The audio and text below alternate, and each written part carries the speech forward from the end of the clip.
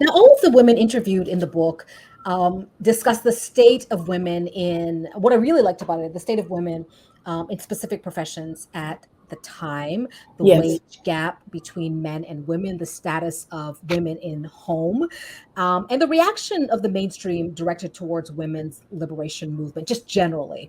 Right. I want to start by talking about the experiences of women in academia, and I know that you and I both sort of have traveled. You've traveled this journey many years beyond me, Yes. but it's important to sort of zero in on the experiences of these women in these different spaces. Can you tell us about the experiences of women in the academy, how we're faring? What was something that sort of came out as a pattern, if you will, in this project? Right.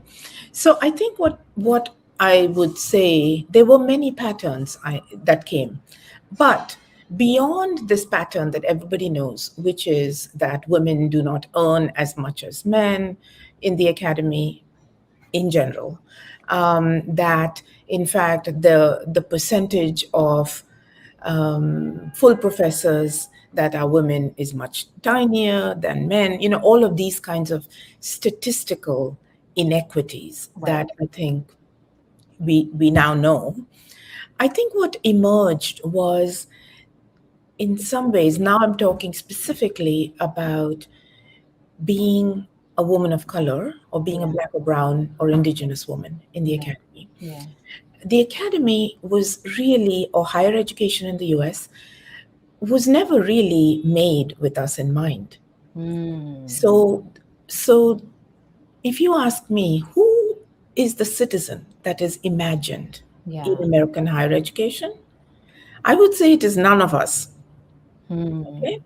So, what does that mean then? That means that we, in fact, have had to acknowledge the violence of the academy and figure out strategies of surviving and thriving. So, Yes. what I think these stories tell is, one, why the academy has been such a difficult site that needs decolonization Yeah. at many levels, and two, why simultaneously, and I deeply believe this, it is in fact a site where you can create spaces of liberation. Okay, and so this is not a very popular view, Yeah. but what I mean by that is that there's something that about education that I find deeply hopeful. Yeah. Yeah, as a For sure. practice. For Yeah. sure. So, so there are things we can do in our classrooms to actually shift people's thinking. That's one. Yeah. That's the teaching part, pedagogical. And a lot of what I try to do is to really analyze the institution, the academy, and Hmm. how we can specifically. I'm teaching at Syracuse, so I look at Syracuse. Yeah. I Yeah. have my students look at Syracuse.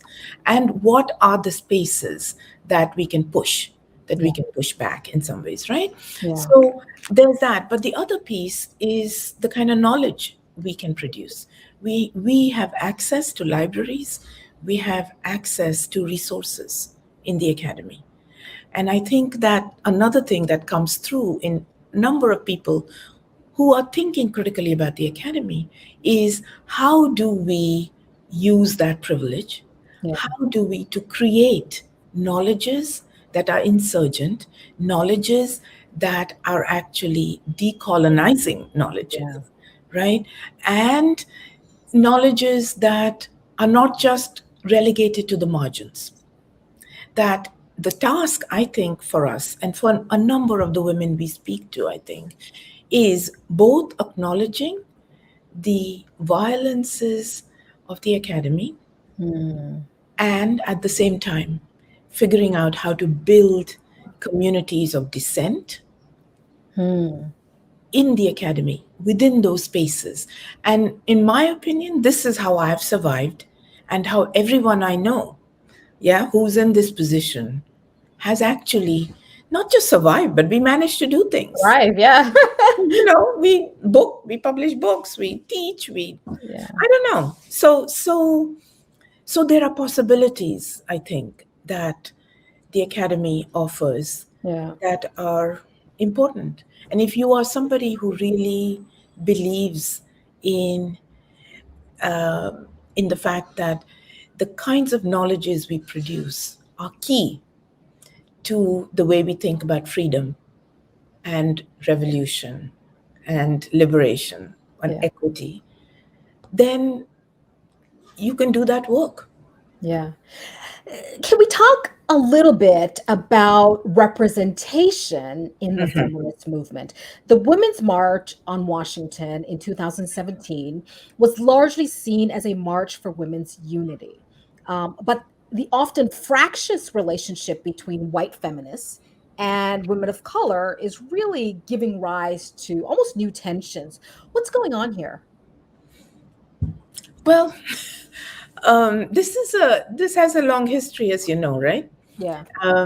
There is a long history of tension or division between a particular kind of white feminist movement, theorizing, all of this. And I would go another step, which is there is, it's not just white feminism, it's also a particular kind of understanding of Western feminism, Hmm. which dominates or has dominated thinking about and organizing around feminism also in the global south, Right. right? So, which doesn't mean that people have not organized on their own ground in the global south. All it means is we've had to fight that battle as well. Um, so I guess I would say that much of the work that people in my generation did, Sophia, Mhm. okay, and this is people who are doing work in the 70s, women of color, in the late 60s, 70s, and 80s primarily, Mhm.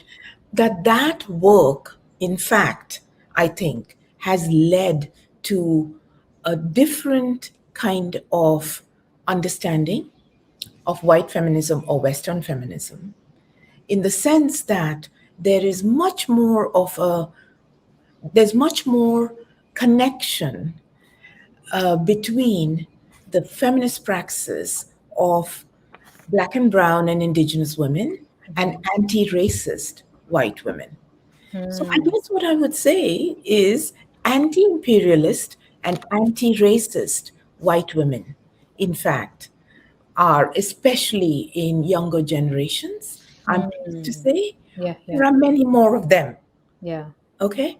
So instead of focusing so much on this sort of the representation and the visuals yeah, of the domination of white women, sometimes I think that those of us who are in feminist struggle spend too much time thinking about, okay, so why is it that we are not being acknowledged? I don't think it's about that. I yeah, think it's about figuring out what is the fight, yeah, yeah, and what is the strategically the best thing you can do, and how do you create connections, and who are the white women you can connect with. yeah, 'Cause I yeah, honestly don't think you can not have anti-racist white women in the struggle. They need to be there.